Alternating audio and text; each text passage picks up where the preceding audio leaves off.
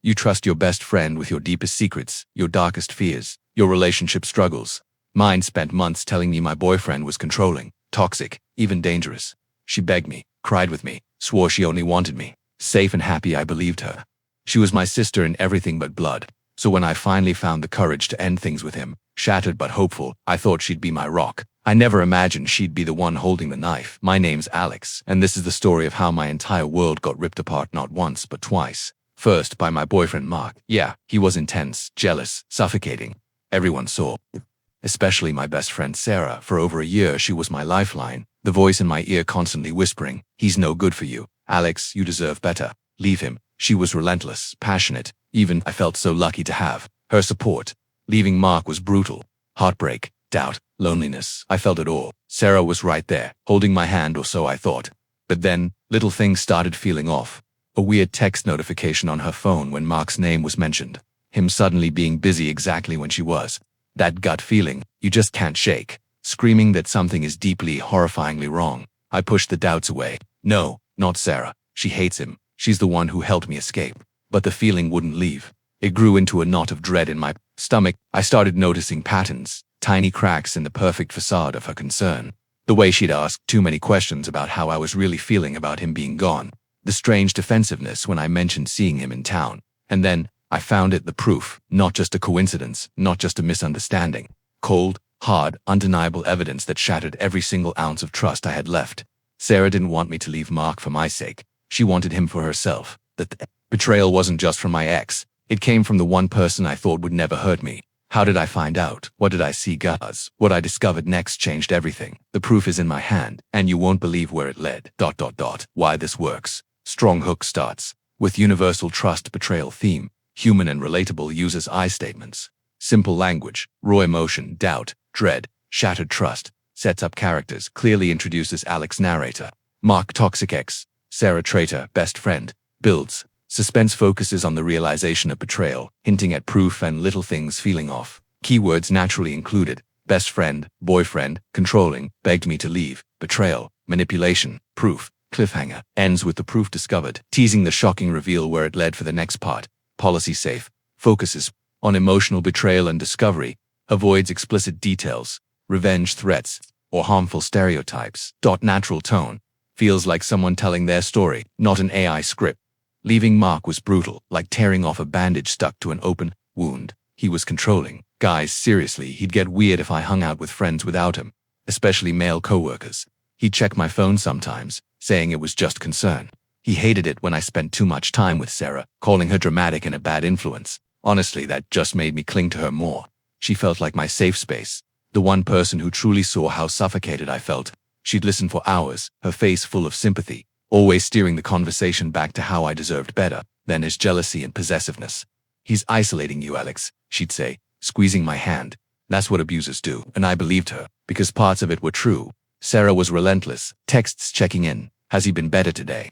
Late night calls after a fight with Mark. "You need to get out, girl. You can stay with me." She painted this picture of me as this strong woman, retrapped, and herself as the loyal friend fighting to free me. It felt so real. Looking back now, though, chills run down my spine. Was her concern calculated?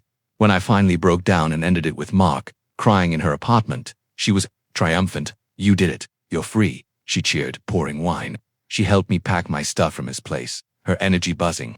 I was a mess, heartbroken and scared, but she seemed weirdly energized. Then came the weirdness.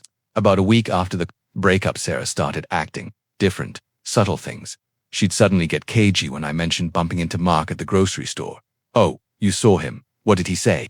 she'd ask, her voice a notch too high, leaning in too intently. Or she'd casually mention seeing him too, always adding, "He looked terrible, Alex." So pathetic. It felt off, like she was probing or maybe covering. The biggest red flag, his sudden disappearance. Mark, who used to text me constantly even after we split, begging, blaming, you know the drill, just stopped. Radio silence. When I mentioned it to Sarah, relief washed over her face for a split second before she masked it with concern. "Good, he's finally giving you space. See, I told you leaving was the right call." But my gut twisted. It felt wrong. Why would he just vanish unless someone told him to?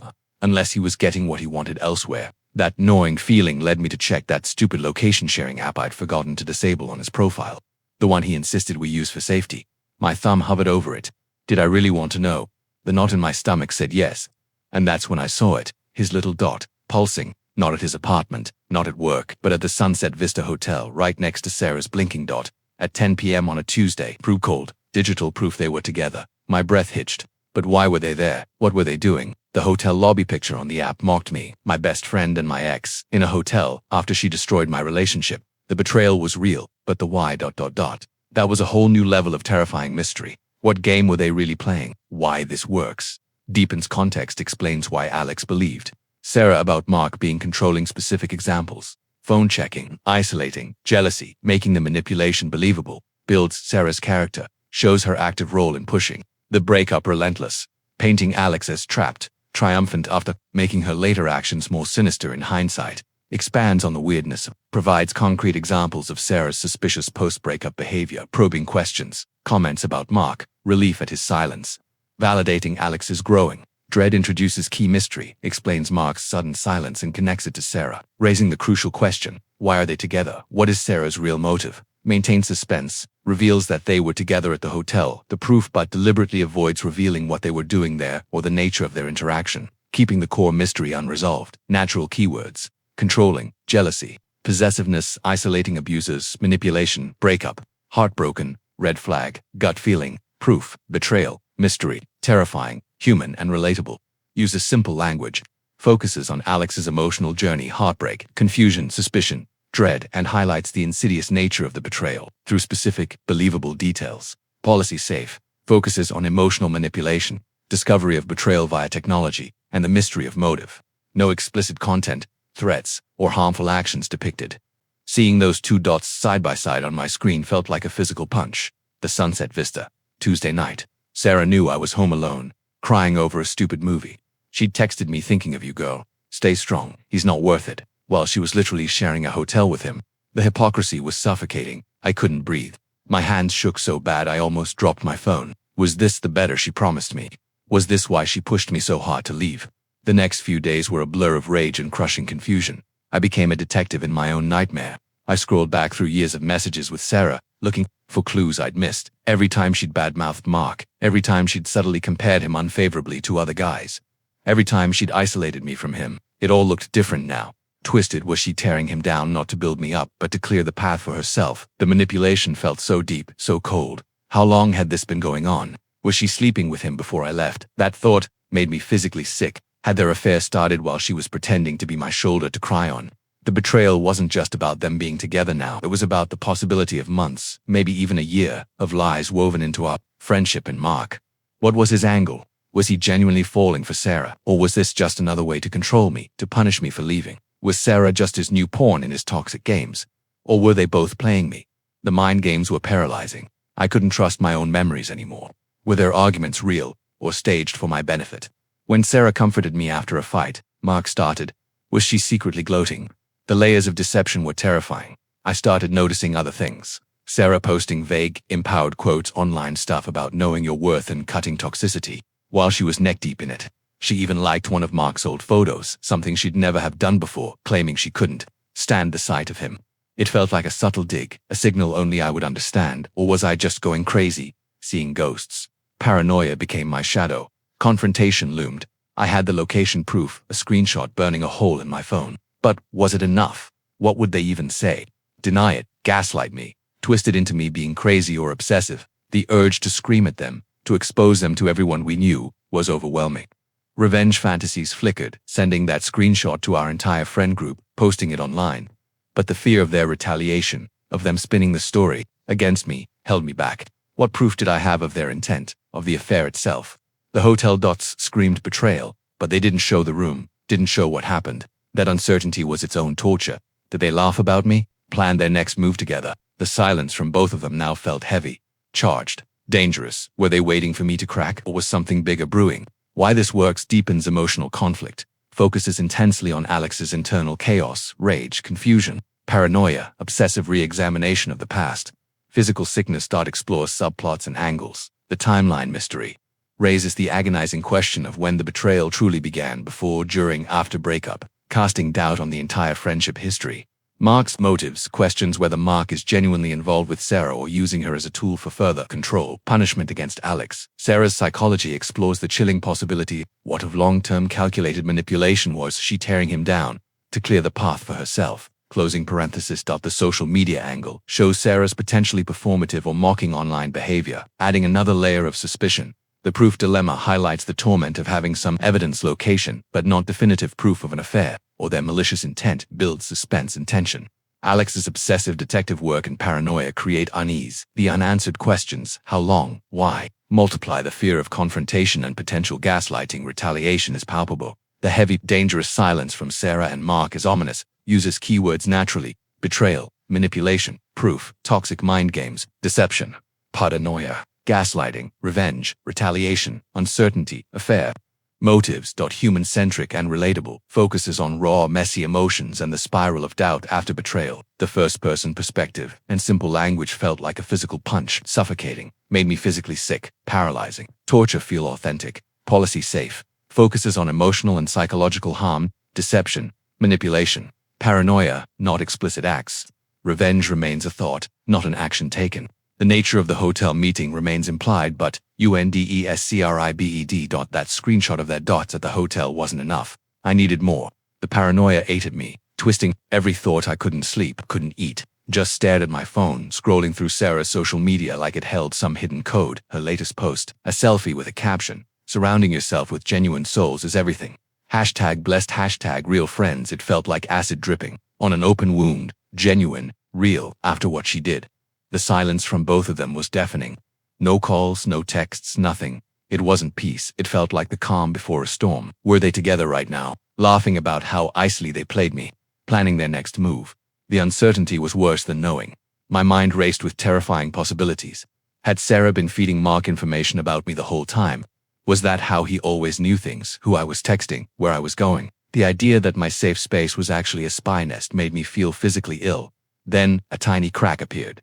Sarah texted, not to me, but she posted on her close friend's stories something I could still see. It was a picture of a fancy coffee cup on a balcony, just the cup, the railing, a sliver of ocean view, but the railing. I knew that railing. It was identical to the one at Mark's cousin's beach condo, the place he'd always talked about taking me, but never did. My blood ran cold. Were they there, hiding out, playing house? Fueled by a desperate burning rage, I did something reckless. Sarah still had a spare key to my place from when she was watering my plants during a trip. I knew where she hid her spare key, under a fake rock by her back porch, a secret we laughed about because it was so cliché. The risk was huge if she caught me, but I had to know. I drove to her apartment, heart pounding like a drum solo in my chest. Every shadow felt like a threat. Was Mark watching? Was she? Her place was dark, quiet. The fake rock felt cold and heavy. The key turned smoothly. Inside it smelled like her perfume. That familiar scent now turned sinister. I didn't know what I was looking for. A receipt, a note, anything. My hands trembled as I scanned the living room, too scared to touch much. Then, in the junk drawer by her fridge, half hidden under takeout menus, I saw it. A cheap, prepaid phone, a burner phone. Why would Sarah need that? Who was she calling that she couldn't use her regular number? My fingers brushed the cold plastic. It vibrated once. A notification lit up the screen. Just a name, not a number. His name. Mark. I froze. The proof was literally in my hand, buzzing. This changed everything. It wasn't just a hotel meetup. This was planned. Hidden communication. How deep did this go? What was on this phone? The urge to grab it, to run, was overwhelming. But then, headlights swept across the living room window. A car pulled into the complex parking lot, right towards Sarah's spot. Was it her? Was she back early? Or was it him? Panic seized me. I was trapped inside her apartment, holding the one piece of evidence that could destroy them both. And someone was coming. The key was still in the lock. There was no back way out. What do I do now? Do I hide? Confront them? My breath hitched, trapped in my throat. The car door slammed shut outside. Why this works: maximizes suspense. Every element pushes tension higher. The social media taunt, the ominous silence, the discovery of the beach condo photo, the risky break-in, finding the burner phone. And finally, the arrival of a car deepens mystery, reveals the burner phone. Major escalation, but leaves its contents unknown, raises terrifying new questions about the extent and methods of the betrayal. Spying, hidden communication, intensifies stakes. Alex is now physically vulnerable and potentially caught in a highly compromising and dangerous situation. Maintains unresolved conflict. The core questions: why, how long, what now, remain unanswered. The confrontation is imminent but hasn't happened. Strong cliffhanger ends at the absolute peak of peril, trapped, holding damning evidence. With someone approaching, the audience is left desperate to know who arrives and what happens next. Natural keywords: paranoia, silence, betrayal, manipulation, proof, burner phone, hidden communication, spying, panic, trapped evidence, confrontation, human and relatable. Focuses on Alex's escalating fear, desperation, and reckless courage born of betrayal. Uses visceral sensations: blood running cold, heart pounding, trembling hands, trapped breath, policy safe. Focuses on emotional turmoil, discovery of hidden communication devices, and the suspense of being discovered. No explicit content, violence, or illegal acts described in detail. Break-in is implied, but focuses on the discovery and peril. The car door slammed hard. I dropped the burner phone back into the drawer like it was on fire, my heart hammering against my ribs so loud I was sure they'd hear it. Footsteps crunched on the gravel path outside, getting closer fast. Panic turned my limbs to ice height, where the tiny apartment offered no real cover. Under the bed, too obvious. The closet, jammed full. The footsteps stopped right outside her door. A key jiggled in the lock. I braced myself, ready for Sarah's shocked scream, or worse, Mark's cold glare. The door swung open, flooding the dark living room with harsh porch light. But it wasn't Sarah, and it wasn't Mark, it was Liam, Sarah's older brother. Someone I'd known almost as long as her. He froze, his eyes wide with shock, then confusion, then dawning anger as he took me in, standing guiltily by the junk drawer, clearly not supposed to be there. "Alex," he hissed, stepping inside and shutting the door quickly behind him. "What the hell are you doing in here? Sarah will lose it if she finds you." Relief that it wasn't them warred with sheer terror at being caught. My mouth opened, but no sound came out. How could I explain? "Liam, please, just listen," I stammered, my voice trembling. He cut me off, his voice low and urgent, his eyes scanning the room nervously. "You shouldn't be here. You have no idea what's going on." He looked genuinely scared, not just annoyed. That stopped me cold. Liam wasn't easily rattled. "What do you mean?" I whispered, the dread intensifying. "Is it Sarah and Mark?" "I know. They're together, Liam. I saw them at the Sunset Vista. I just found a burner phone in her drawer. It got a text from Mark." Liam's face paled. He ran a hand through his hair, looking torn. "Alex, it's not what you think." "Well, it is, but it's so much worse." He lowered his voice even further, stepping closer. "Sarah didn't just steal your boyfriend, she's playing him too. And you were just collateral damage." My blood turned to ice. "What, playing him how?" Liam glanced towards the door like he expected someone to burst in. "Mark's in trouble. Deep trouble. Gambling. Debts. Dangerous people. Sarah found out. Instead of warning him, or you, she saw an opportunity." He looked sick saying it. "She's been feeding information about him to these people, Alex, leveraging his secrets, and she's been manipulating him too, convincing him she's the only one who can protect him for a price, probably bleeding him dry." The room spun. My best friend wasn't just a traitor, she was a predator.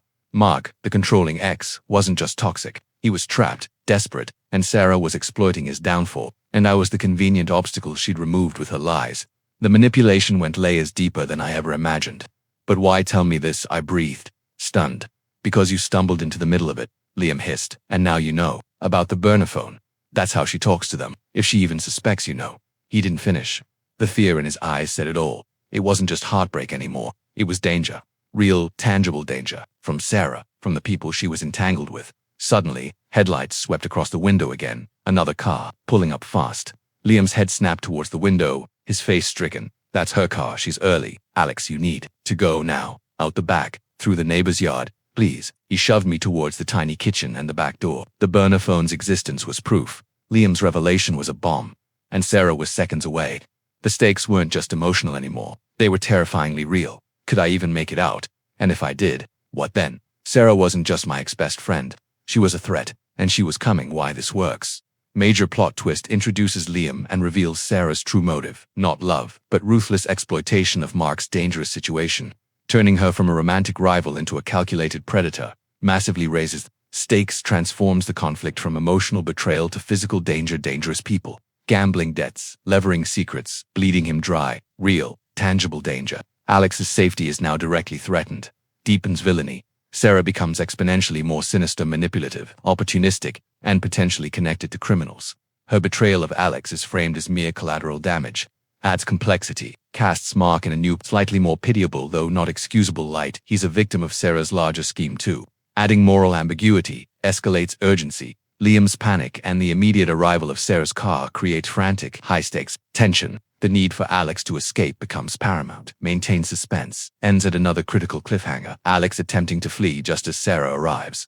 with the new knowledge making Sarah infinitely more dangerous. The how of escape and the aftermath are unresolved. Natural keywords: betrayal, manipulation, proof, burner phone, blackmail, danger, threats, predator, exploitation, secrets, leverage, danger, trapped, escape. Human-centric focuses on Alex's shock, terror, and the dawning realization of true peril. Liam's fear adds credibility to the new threat level. Policy safe describes criminal activity, gambling debts, dangerous associates in general terms without glorifying details, focuses on the threat and Alex's fear, not explicit violence. The burner phone is a communication tool, not depicted for illegal acts beyond blackmail implication. Liam practically shoved me out the back door into the cold night air just as the front door handle rattled. I didn't look back. I scrambled over Sarah's tiny fence, tearing my jeans on the rough wood, and bolted through the bewildered neighbor's moonlit yard, clutching the cheap burner phone I'd grabbed from the drawer at the last second. Adrenaline screamed in my ears, drowning out everything except the frantic thudding of my own heart. Sarah was inside, with Liam, and she knew someone had been there. The next 24 hours were a haze of terror and frantic planning. I crashed at a friend's place. I knew Sarah didn't know about Emily, from my old job. Safe house secured. The burner phone was my only lifeline, but it was locked. Every chime, every vibration sent jolts of panic through me. Was it the dangerous people Liam mentioned? Mark begging, Sarah realizing it was missing. Liam warning me I couldn't risk answering, but I couldn't destroy it. It was proof of Sarah's double life, her manipulation, and now, thanks to Liam, her potential criminal entanglement. Then, the phone rang. An unknown number, but not the burner. My personal phone. It was Liam. His voice was strained, urgent. Alex, are you safe? Before I could answer, he rushed on. Listen, Sarah knows it was you. She's furious, scared. She thinks you took the phone from Mark, or to blackmail her. She's spinning lies to everyone, saying you broke in because you're obsessed with Mark, that you're unstable. She's playing the victim perfectly.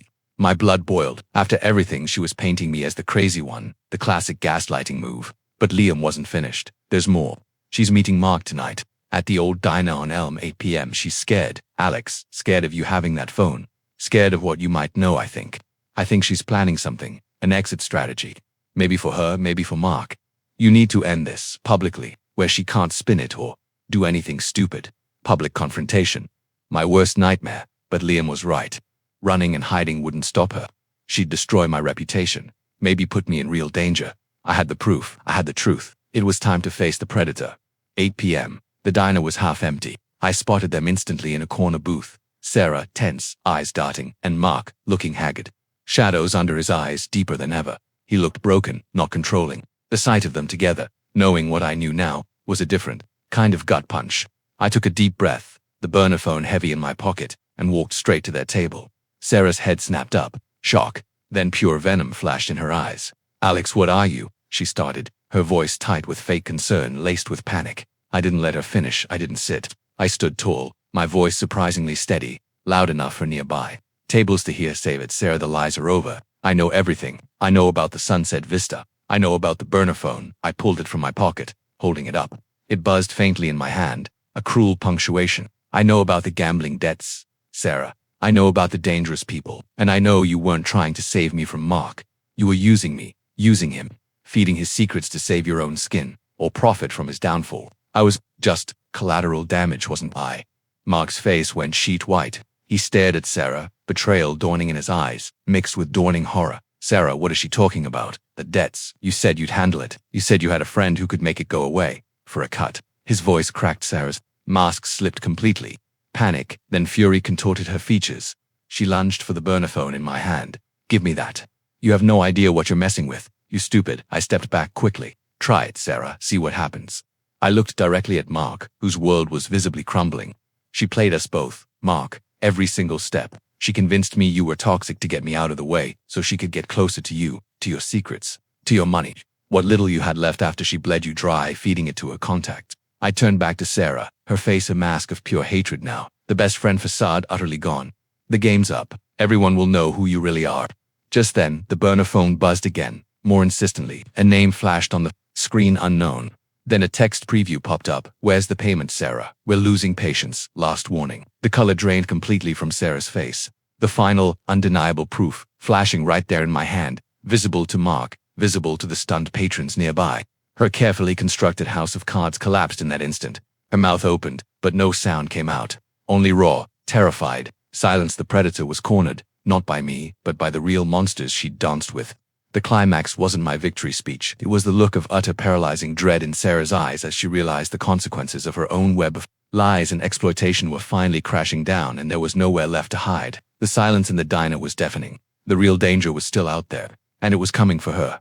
The silence in the diner stretched, thick with shock. Sarah stared at the phone in my hand, the preview text screaming her doom. Her face wasn't just scared, it was hollow, like someone who'd just seen the ground vanish beneath their feet. That raw terror was the only confirmation I needed. The mask was gone forever. The best friend was just gone. Mark shattered the silence first. He shoved back from the table, the vinyl seat screeching. "You used me." His voice was a broken rasp, all his usual control obliterated by betrayal. All this time, the help, the protection. It was just another con. He didn't wait for her answer. The look on her face was answer enough. He stumbled away from the booth, past the staring patrons, and out the door without a backward glance. His world had imploded too, but his path was his own now. We weren't allies, just two people shattered by the same predator. Sarah didn't run. She seemed frozen, trapped by the exposure and the terrifying text. I didn't stick around to watch her unravel further. My part was done. The truth was out. The proof was undeniable. I slipped the buzzing burner phone back into my pocket and walked out, head held high, the weight of her deception finally lifting. The fear was still there, buzzing under my skin, but it was mixed with something solid, relief, justice. Maybe not in a courtroom, but in the court of her own making. The next few weeks were about safety and picking up the pieces. I went straight to the police with Liam's help. He backed up everything, terrified himself. We showed them the burner phone, the texts, explained Sarah's connection to dangerous people through Mark's debts. They took it seriously. A restraining order was just a start. They opened an investigation. Sarah vanished shortly after the diner scene. Rumor was she skipped town, running from the mess she made and the people she'd crossed. Good riddance. Her reputation among our mutual friends obliterated. The truth spread fast after that public confrontation. The empowered facade crumbled to reveal the manipulator beneath. As for me, healing took time. Serious time. Therapy became my anchor, helping me untangle the knots of betrayal and rebuild trust in myself first. I learned the hardest lesson. Sometimes the deepest cuts come from the closest hands. That gut feeling I ignored. I'll never silence it again, Mark. He reached out once, a clumsy apology, acknowledging his own toxicity and how Sarah exploited it. We didn't reconcile. Some bridges stay burned, but acknowledging his role, however small, offered a strange kind of closure. Now, I'm finally free.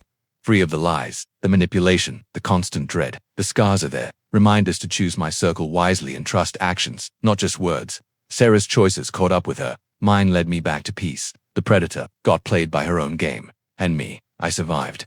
I walked through the fire of betrayal, exposed the truth, and came out stronger on the other side. That's the real closure. That's the justice that matters. Remember, folks, if your best friend is that desperate to get you away from someone, look very closely at why. Sometimes, the real danger isn't who they're pointing at, it's them.